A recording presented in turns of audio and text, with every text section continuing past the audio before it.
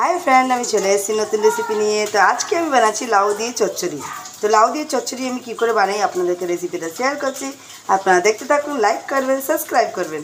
তো চলুন আমি কী করে বানাই চচ্চড়ি রেসিপিটা দেখাচ্ছি, আপনাদের দেখতে থাকুন। তো এই যে লাউটা নিয়ে নিয়েছি, এই যে সরু সরু করে কেটে নিয়েছি, এই যে দেখতে পাচ্ছেন। তো এই লম্বা লম্বা করে কেটে নিয়েছি, তার সাথে আলুটাও কেটে নিচ্ছি লম্বা লম্বা করে, যেমন আলু ভাজা কেটে নেওয়া হয় সেরকম কেটে নিয়েছি। তো চলুন তার সাথে কি কি লাগে চচ্চড়ির মধ্যে আপনাদেরকে শেয়ার করছি, সাথে থাকুন, দেখতে থাকুন। তো এই যে চচ্চড়ির মধ্যে এই বড়াটা লাগবে। তো এটা হচ্ছে ডালের বড়া, এই যে। তো এই ডালের বড়াটা লাগছে, তো আমি এক বাটি করে নিয়ে নিয়েছি। তো আর মশলা কি কি লাগছে এটাও দেখাচ্ছি। তো ফোড়নের জন্য এই যে গোটা জিরে আর শুকনো লঙ্কা, তার সাথে নুন, হলুদ গুঁড়ো আর লঙ্কার গুঁড়ো, এই মশলা লাগছে। তো চলুন আরম্ভ করি আমি বানানোটা। তো দেখতে থাকুন, সাথে থাকুন। তো এই যে কড়াটা বসিয়ে দিয়েছি, তো এবার তেল দেব।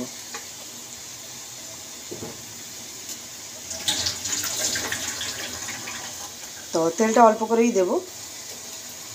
তো তেলটা গরম হয়ে গেছে, এবার বড়াগুলো ভেজে নেব। তো এই যে বড়াটা দিয়ে দিলাম, তো এটা একটু ভাজবো। তো এই যে এটাকে এরকম করে, এই দেখতে পাচ্ছেন কালারটা চেঞ্জ হয়ে যাচ্ছে বড়া। তো এটাকে একটু ভালো করে বড়াটাকে ভেজে নিতে হবে। তো এইবার বড়াটা বের করে নিচ্ছি। তো দেখতেই পাচ্ছেন কালারটা চেঞ্জ হয়ে গেছে, এই যে বের করে। এইবার আমি এই শুকনো লঙ্কাটা দিলাম, তো একটু ভাজা ভাজা হয়ে যায়, এই যে কালারটা চলে এসছে। এবার এই যে গোটা জিরে তার সাথে দিয়ে দিলাম। তো এইবার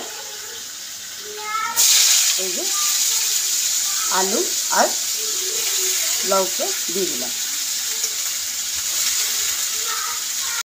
তো তার সাথে এই যে হলুদ দিলাম, তো হলুদটা 1 চামচের মতন দেবো। তো তার সাথে এই যে গুঁড়ো লঙ্কা দিলাম, তো গুঁড়ো লঙ্কাটা 1/2 চামচ দিলাম। তো এই যে লাস্টে নুনটা দিয়ে দিলাম, তো নুনটা আপনি আপনার অনুযায়ী দেবেন। তো এবার আমি এটাকে একবার দেখব। তো এখনও জল আছে, এই যে দেখতে পাচ্ছেন, তো জল জল ভাবটা আছে এখনও, এটা আবার একটু হবে। তো কতক্ষণ, তো এই যে আমার এই যে মাখা মাখা হয়ে গেছে। তো এইবারে একটু চিনি দেব। তো এই যে চিনিটা দিলাম। তো এটাকে এবার চালিয়ে নিতে হবে। তো তার আগে দুটো কাঁচা লঙ্কা দিয়ে দেবো। তো কাঁচা লঙ্কাটা দিয়ে মাঝখানে এটাকে ঢাকা দিয়ে দেবো, দাঁড়িয়ে যায়। তো এটা এরকম করে মিক্স করে নিলাম।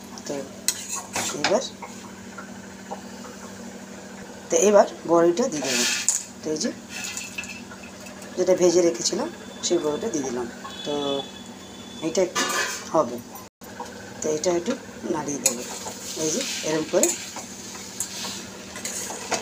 এই যে দেখতেই পাচ্ছেন কালারটা একটু সুন্দর এসছে। লাউ চচ্চড়ি বড়ি দিয়ে, এই যে। তো এই একটু বড়িটা একটু সিদ্ধ হয়ে যায়, তারপরে নামাবো। তো সিদ্ধ হোক। তো এইবার একটু দেখে নেব। তো এই যে দেখতেই পাচ্ছেন এটা পুরো, এটা গলে গেছে। এবার লাউটাও গলে গেছে আর বড়িটাও গলে গেছে। তো চলুন নামিয়ে নিই এটাকে। এই যে দেখতেই পাচ্ছেন পুরো বড়িটা এই যে গলে গেছে। তো এটা নামিয়ে নিই এবার। তো এই যে আমার লাউ বড়ি চচ্চড়ি হয়ে গেছে। তা আপনাদের রেসিপিটা কেমন লাগলো আপনারা দেখতে কমেন্টে বলবেন। আর খেতেও ওরকম লাগবে, ভালো লাগছে। তো যাক, টাটা, বাই বাই, ভালো থাকবেন।